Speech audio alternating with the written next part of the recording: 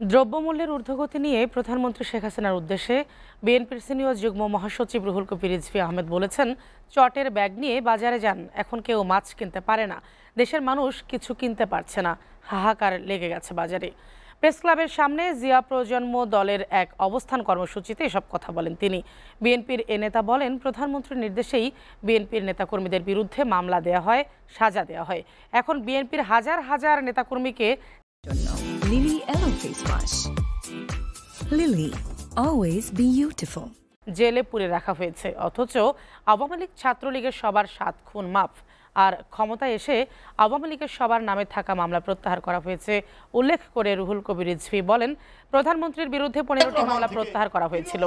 ক্ষমতার জোরে সব বাতাসে উড়িয়ে দিয়েছেন, কিন্তু সব রেকর্ড আছে, সেসব মুছে ফেলা যাবে না।